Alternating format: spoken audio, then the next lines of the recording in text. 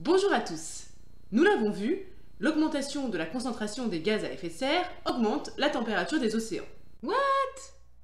Si le lien ne vous paraît pas évident, c'est tout à fait normal, et je vous invite à aller voir cette vidéo pour le comprendre.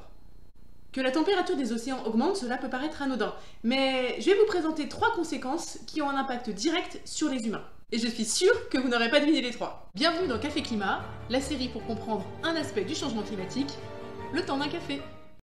Pour commencer, j'aimerais vous expliquer précisément de quoi on parle quand on parle du réchauffement des océans.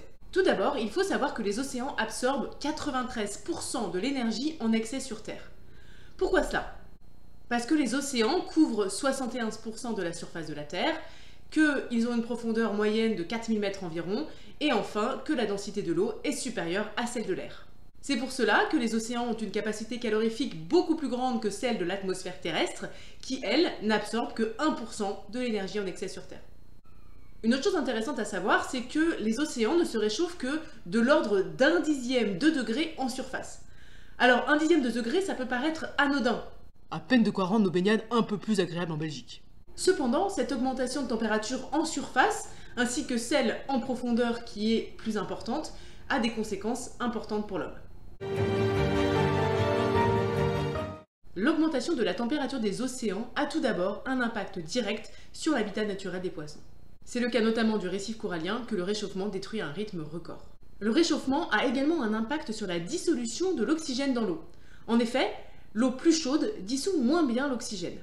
Le réchauffement des eaux de surface va donc avoir tendance à réduire la quantité d'oxygène envoyée vers les eaux intermédiaires un peu plus profondes. Et ces eaux privées d'oxygène deviennent donc inhabitables pour certaines espèces. Alors bien sûr, toutes les espèces ne réagissent pas de la même façon. Le réchauffement des océans favorise par exemple la prolifération d'algues toxiques et le développement de certains agents pathogènes. Mais l'augmentation de la température des océans a également une conséquence hors de l'eau. La première chose à comprendre, c'est comment se forme un cyclone.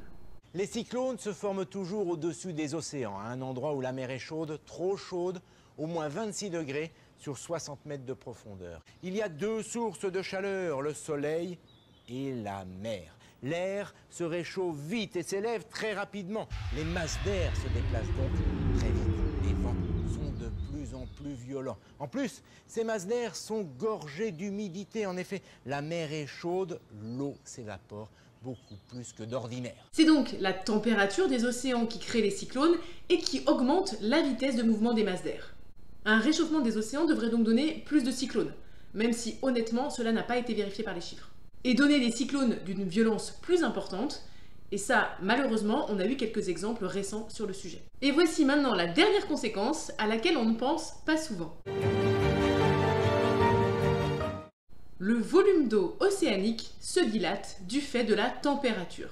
À quantité égale, l'eau chaude occupe un volume supérieur à celui de l'eau froide. Ainsi, sous les effets du surplus de chaleur emmagasiné par les océans, le niveau global de la mer augmente. C'est donc une conséquence non négligeable pour les régions côtières, même si ce n'est bien évidemment pas la seule raison d'augmentation du niveau de la mer, comme nous le verrons dans un prochain épisode. Alors ça peut paraître un peu abstrait, surtout si on vit au milieu d'un continent. Mais je vais vous expliquer dans les prochains épisodes de Café Climat comment cela pourra avoir un impact sur l'humanité en général.